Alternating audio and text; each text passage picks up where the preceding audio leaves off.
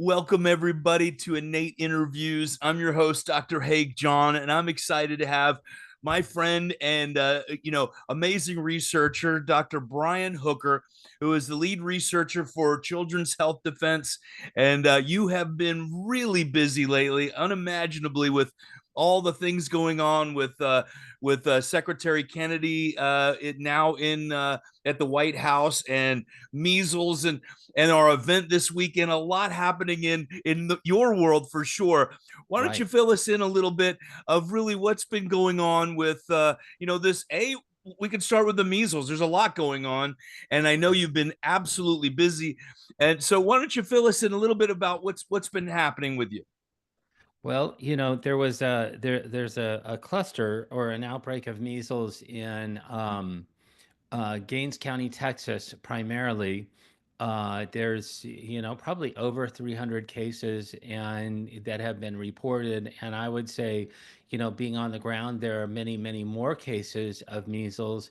And this is primarily within a Mennonite community, and the Mennonites give their affiliates the ability to choose whether to vaccinate or not. They vaccinate based on a lot of informed consent. There's a lot of good information there, and specifically in that community, I've been down there and visited the community. There are a lot of individuals that are older, probably in their teens and 20s, that have been vaccine injured, and a lot of them that we met were injured specifically by the MMR vaccine. And so, these were people that had lifelong debilitating injuries. Some of them could not speak, some of them couldn't walk. There was a lot of neurological injuries that were associated with the MMR. And because it's a close knit community and word travelers fast, then these individuals, a lot of families were choosing not to vaccinate. A lot of them that did vaccinate, they were getting the measles anyway. I mean, there one of the things that I didn't expect to see were so many cases of measles in individuals who had received two MMR vaccines growing up. And so they contracted it later on in life. Is that what you're saying? Years after receiving the vaccine? Right. They were contracting it now as a part of the cluster of measles that was going around now. Several families where the parents were getting the measles as well as the children. There Mm-hmm. were some individuals that got their, because of the cluster, they ended up going out and getting their children vaccinated Oh, because they were really kind of buying into sort of the fear mongering around the measles, and they were getting their kids vaccinated, but they would turn up, months later getting the measles anyway. And so I was really surprised to see that. The MMR vaccine is supposed to give about 93% protection when you get one dose of the vaccine, 93% protection against the measles. But that was really not the case. That was not what I was seeing, and that was not what was being reported by these families. And the measles, by and large, in many, if not most of the cases, was a mild illness. It was a fever, and chills, followed by a rash. The rash was lasting anywhere between 4, to 6 days. The rash would fade, and then by and large, the children were getting better. Some of them that were experiencing problems with breathing, then we're getting breathing treatments by Dr. Ben Edwards, who was going down there, and some of these families couldn't afford really good medical care, so he was doing free measles clinics, and for the kids that weren't breathing well, he was giving breathing treatments of budesonide and albuterol, and they were getting better. And it was very effective. It's something that these doctors learned in COVID, that if somebody was having trouble breathing, that getting these steroids in their system was helping open up their lungs, open up their airways, and they were breathing better. And so by and large, they were having really, really good success with, with the children that weren't breathing well, recovering them. And they were even recommending to the local hospitals, hospitals up in Lubbock, Texas, that they do these treatments. And the kids that were getting the treatments, the hospital was reluctant, unfortunately. But when they were getting the treatments, the kids were getting better and they were being released. Well, that's really good news. It's very encouraging. Um, just recently, I posted a video we went through. Dee Dee Palmer wrote in 1910 about measles, Right, and so I had to read his portion of it. And really, he says it's mild flu type of symptoms, making right, some mucus, coughing, and those type of things, fever. Uh, similar to some other issues. And, he gave us as a chiropractor, look for a certain vertebra. It's very likely that area goes, to the spleen part of the immune system, right, inflamed, adjust them, keep them, well hydrated and keep their nerve system clear. And then, moves on, spends 1 page about it. right. So, a lot of this hype out there, what would you say to parents? Because no matter the parent, we decide not to do the schedule that's been put out in front of the American public. We've decided to do this, but now there's so much fear mongering. What would you say to the parent to that is it's on the fence? We want to keep our children well. We're a little fearful. We're new to this the vaccine thing. What would you say to that parent? Well, I think that you're really taking more of a risk by getting your child the MMR vaccine than you are by having them contract the measles. And the slight possibility that you're going to contract the measles in the area and any type of issues associated with that are very, very underwhelming compared to the amount of damage that I've seen the MMR vaccine do. The MMR vaccine has never been appropriately tested. It's never been tested against a placebo control within the age group that it's now being recommended for. In Texas, they're now recommending that children as young as 6 months of age get the MMR vaccine, and that's absolutely unheard of. It's a live virus vaccine, triple live virus, three live viruses. And we also do not know exactly how much virus they're putting in the vaccine vials. This is a revelation of a recent whistleblower from Merck who, because the FDA was getting after Merck because the mumps portion of the vaccine was degrading very, very quickly, then Merck just decided, well, we'll take matters into our own hands and we'll boost the level of virus of all three of the pathogens that are in the vaccine: measles, mumps, and rubella. And it's been the amount of virus that's in that vaccine has never been tested for safety in any population whatsoever. Yet they're giving it to babies down to 6 months of age. We know that from the CDC whistleblower from about 10 years ago that the MMR vaccine will disproportionately injure African American males. Right. That came directly out of the CDC in Atlanta. They tried to bury it and cover it up, but the CDC whistleblower, William Thompson, was very clear about that. And so, given all of these issues with the MMR vaccine and the fact that it's never been appropriately tested, never been tested with a placebo control, my bet would be to get the measles because it was a self-limiting 5-day rash.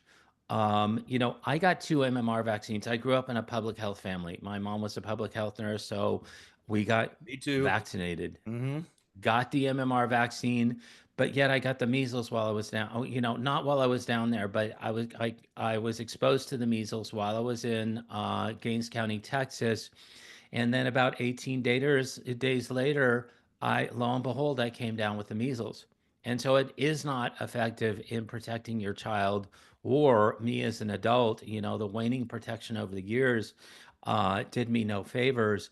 And it was a self limiting infection. It lasted a very, very short period of time. Mine was a very mild case of the measles. And that's what we were hearing on the ground from these families. Now, in the world of immunology, right, your body now has gone to school and really learned how to handle that virus when it comes in contact with it again. And that's the beauty of this amazing immune system that we live in. If we don't give it a chance, and just I'm going to circle back a little bit in a moment, but that's Right. the philosophy, the theory behind vaccines themselves is Right. introduce the virus, the body learns how to do it, and blah blah blah. And like I just said, but it's all the other garbage, right? The toxic soup that it swims in. um, Exactly. exactly. Now I want to circle back just a second. You said at the effectiveness of the vaccine is expected to be 90% and those type of things. How did they determine that? And is that a real number, or is that sort of just pulled out of the sky? Well, the way that they determined that was they looked at a vaccinated population versus a naive population, and then they looked at the transmissibility of the measles in those populations. And although they're supposedly real numbers, the vaccines change over the years. Mm, The metric 93% came many, many years ago when the MMR vaccine was first introduced. The MMR2 from Merck first came out in 1989. And so those numbers are now about 30 some odd years old, 35 years old. And the MMR has changed. There's drifting of the evolutionary path of the viruses in the vaccine. And so, as they're being, going through the biotech processes in order to formulate the vaccine, the viruses change. And I believe the level of protection is waning, because the more that you take that out of a human body and the more that it's replicated in chicken eggs, which is the way that it's replicated, the further and further it gets away from wild type measles, and the further the protection, immunologically, it does not look like the original virus. And so you're not going to get protection from the original virus. the immune system doesn't know how to recognize something that's artificial. Right. Is that what you're saying? It's like the GMO. Exactly. The body doesn't know how to digest GMO food, right? Same thing Exactly. with the shots and so forth. Would you Right. agree? Right. My wife, she's from Brazil, and then coming into the Hmm. United States to get her citizenship, they were forcing that the MMR on her. It was the only one that they were forcing on her, and Right. her. I thought it was so much pressure for that. We tried to opt out of it. We did everything we could, and she finally gave in and did it. And we did a massive detox for it. One of the things I was concerned about, and I don't know if I read this article many, many years ago, that it actually makes genetic changes that we see. Like if a grandfather was given the MMR vaccine, they would see a genetic change in the grandchild, possibly. Is that have you seen that before? Have you read anything about that or anything to lighten us on? Well, it certainly could happen, because you're dealing with these different viruses within the MMR. You're dealing with RNA vaccines and DNA vaccines, so you're directly injecting exogenous viral material into your body, and so those have genetic sequences in them that are associated with them. We don't really inject DNA or RNA in our bodies otherwise. I mean, that's just not a natural process. It's very, very artificial. And so, therefore, the intervening genetic sequences can disrupt the genetic code. They can cause epigenetic changes as well. And so, when that happens, then the ramifications then can be anything from mutational effects, birth defects, to things like cancers, because we know that DNA mutations do invoke and do cause certain cancers. And so I get concerned about that. We also know that the polio vaccine had genetic elements from a simian virus, a chimpanzee virus called simian virus 40, that's associated with certain types of cancers as well. And so, yeah, you're looking at genetic changes that can persist if it gets into the germ lines. If it gets Yeah. in, gets into sperm and egg, then it can persist for generations. And to me, that's where it really starts getting even scarier in a way. And it's like we have been in this soup for One of my mentors, Dr. Pasquale Sarasoli, he'd be about Right. 112 years old now, or somewhere around there, and he was wounded when with a vaccine at 3 years old, Wow. and he was diagnosed with vaccine induced encephalitis, where his brain swole.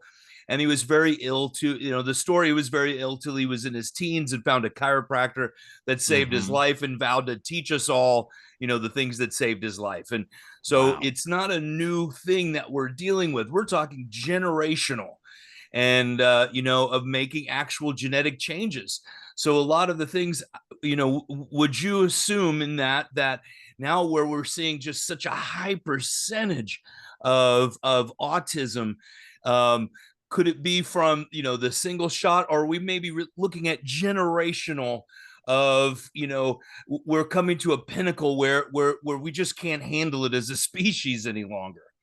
Well, I think it's a combination of factors. I do think that vaccines do play a huge part in the etiology of autism, especially when you're looking at vaccines that are given around 1 years of age, 15 and 18 months of age, because there are so many of them. And then when you get the MMR vaccine, you also get the varicella vaccine. That's another live virus vaccine that really overtax the immune system. A lot Yeah. of children are then, participating in a catch-up schedule. So they're getting then aluminum adjuvants at the same time as they're getting formaldehyde, polysorbate 80 that eclipses the blood-brain barrier. And so a lot of toxins are going into the brain at the same time that the immune system is being compromised by seeing high levels of virus, 3 or 4 different viruses given at the same time. And Dr. John, this is not a natural phenomenon. This No. does not naturally happen to the body. We are not naturally exposed to 4 live viruses all at the same time through our bloodstream, through direct injection. It just does not happen. And when you put all of these unnatural factors into play, then you would expect to see encephalitis, encephalopathy, mitochondrial dysfunction because of overwhelming the cellular system of energy, with things that sap the energy, take the energy out of cells. And the cells that require the most energy in the body, especially at that developmental period, are the brain. And Yeah. so that's why I think we see so many neurological injuries at that age. I'm going to circle back again to another one. And you mentioned about the African American community and Right, how important it is.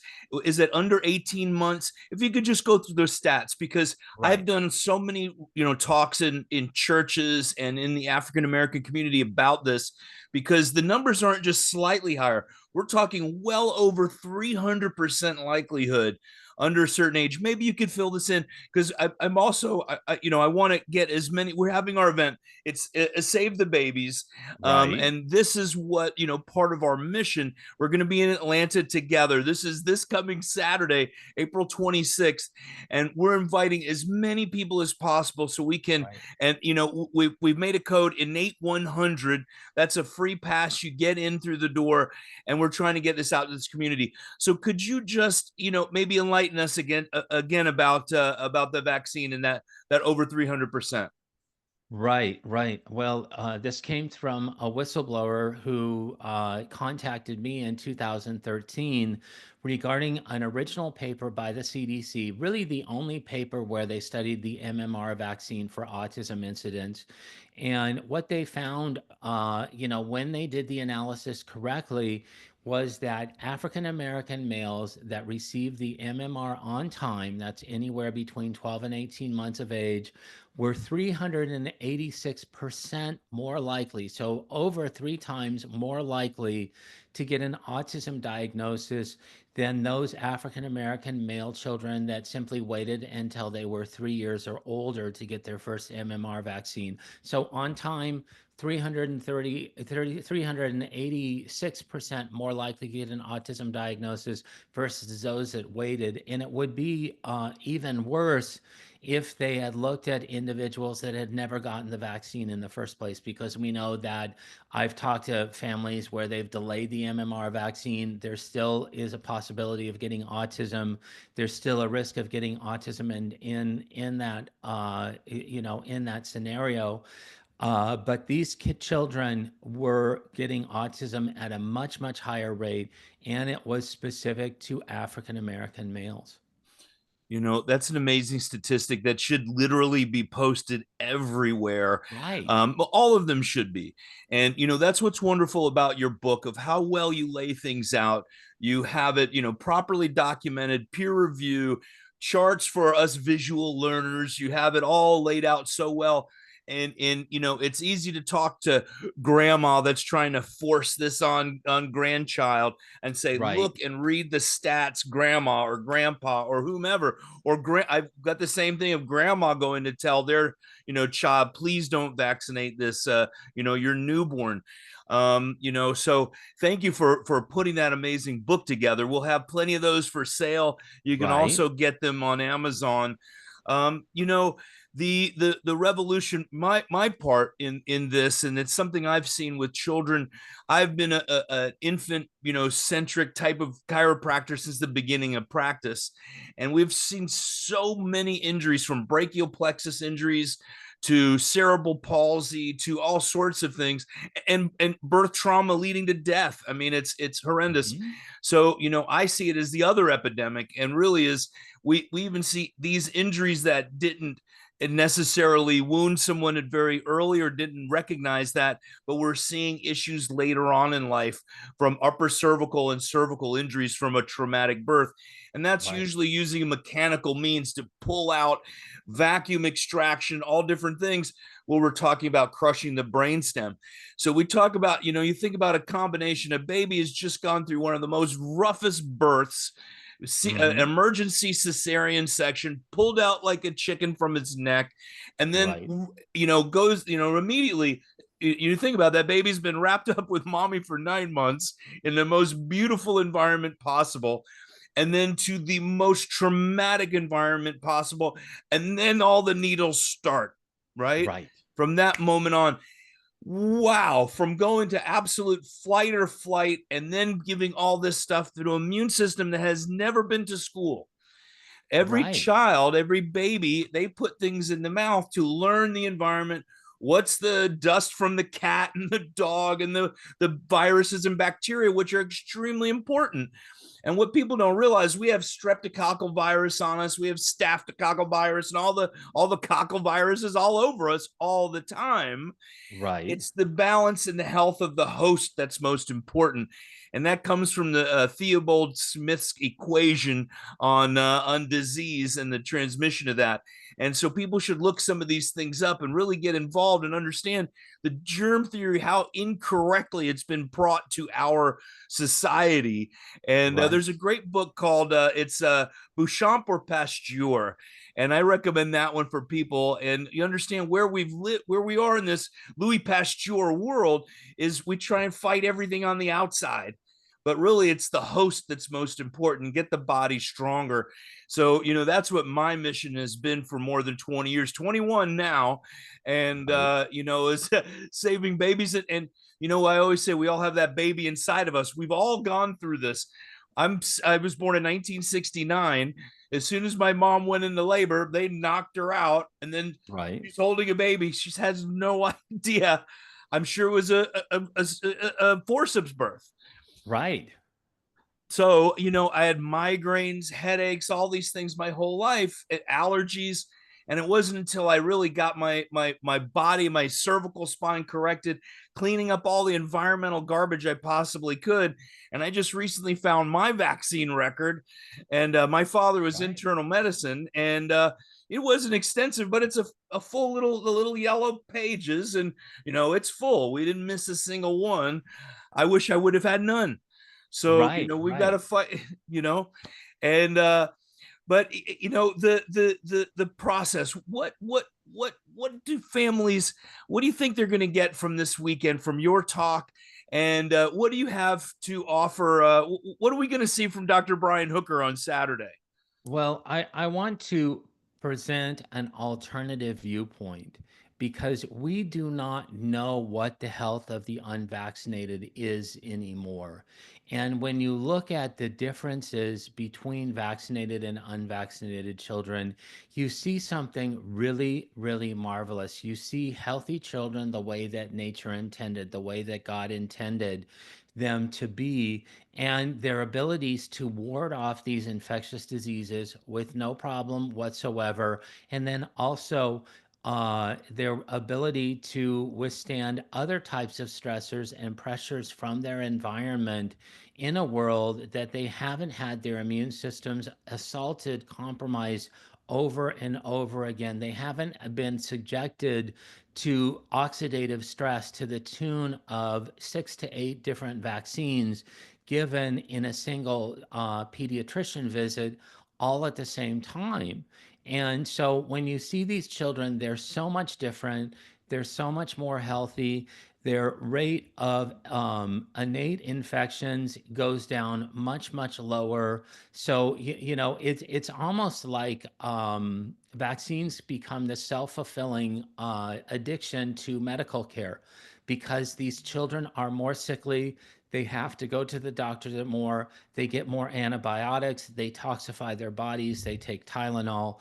That toxifies their bodies further. It connotes more illness, more sickness, more disease, and really more profits for the pharmaceutical companies. But the thing that pays in the long run is the health of the patient.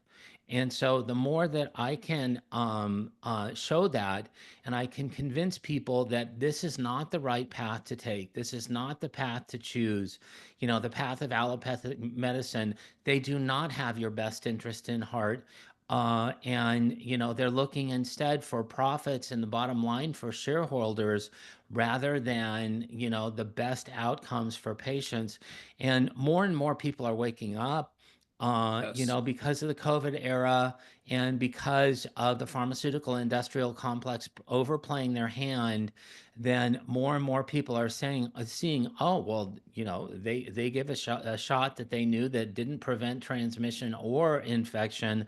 And so why did they do that? If it wasn't for our best interest in mind, what do we see when we peel back that really thin veneer, behind all the profit taking by Pfizer and Moderna and the other vaccine manufacturers, on the backs of these poor children? And so I really want to offer an alternative viewpoint and an alternative way where people can address these issues. They can address, infectious disease from a healthy immune standpoint, and they can see what that looks like.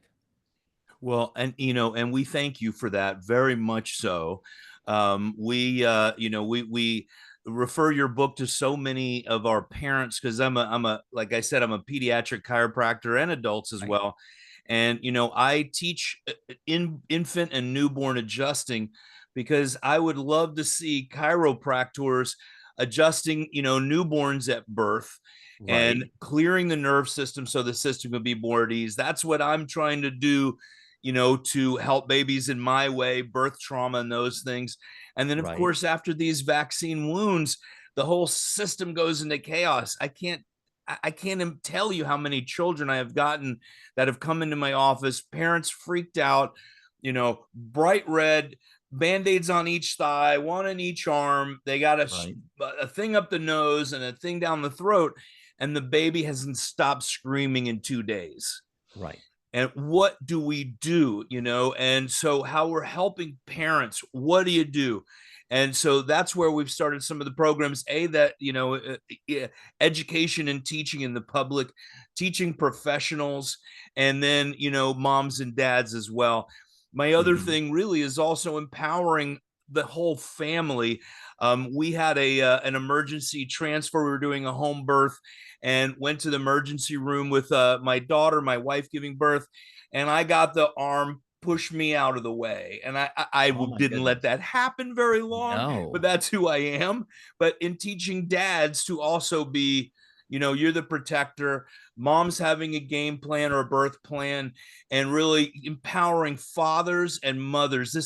We have a lot of females, a lot of moms coming interested in these things, but we need the dads also, and the grandmas and the We grandpas and do. everybody there, because it takes our tribe to stand up for the mom who's giving birth. She's in la la land. She's in labor.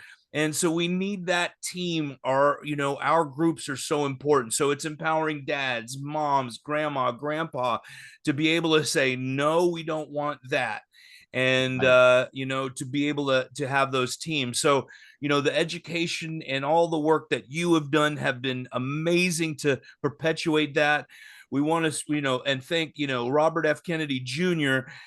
For all the work and labor that you all have been doing for all these Right. years to protect the family and get the education out there. And the best reference guide by far is your book, Vaxxed and Unvaxxed.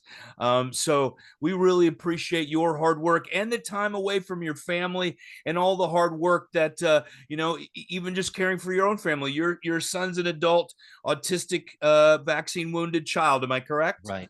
Or That an is adult? correct. He's Mm-hmm. an adult. He's 27 years old, and although he's doing well, he is still a non-speaker. He's nonverbal, so we use a modality called spellers, and he also has a fragile system. I mean, once these systems go out of equilibrium, it can be very, very difficult to bring them back into equilibrium. And we've gotten chiropractic care, we've gotten natural care.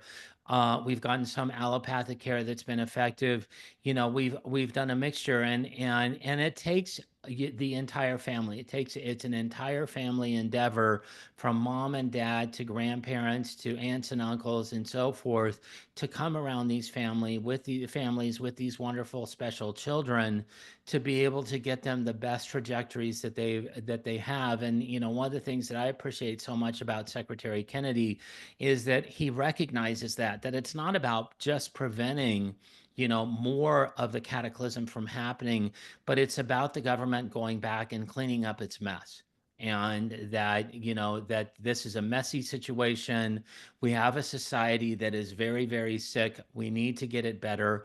And I think that he has a lot of solutions. Obviously I've worked with him for 10 years. I've seen him in action. And so, I think that good times are coming, good things are happening, and I'm so excited to come down to Atlanta. Always have a good time with Hey John, no matter what. And it's going to be a celebration of children, a celebration of the family, and there's going to be lots of good opportunities to learn things, about wherever you are in your stage of life, wherever you are, if you have children, wherever your children are, if you're planning a family, what's the best trajectories to pick to plan a family. And I'm really, really looking forward to it. Well, we're looking forward to having you, and again, and having you at this again, and hopefully many more together, because Absolutely. your information, everything, and I just like being around you because you're such a shining light. Um, just a little bit of to talk about what to expect, and then I'll let you go for the day. We have Constance Ortiz, who is going to speak about the amazing work that she's done, and I'm on the board of directors at this school. They have Right. organic food in the lunchroom. They grow a lot of the food on campus. The children get their hands dirty, which is beautiful. They have filtered air, HEPA filtered air in the school, all the natural lighting possible.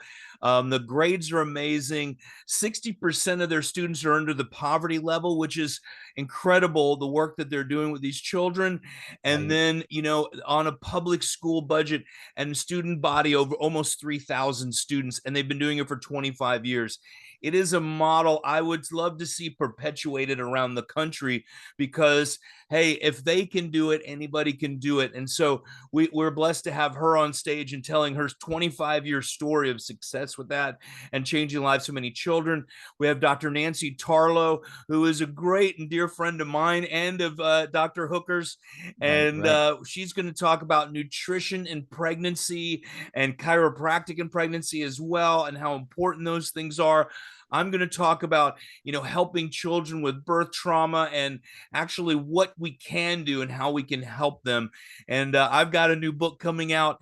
We're about 10 chapters in, and a lot of proofreading still to do, but we're getting there too, because it's all about saving lives and helping families.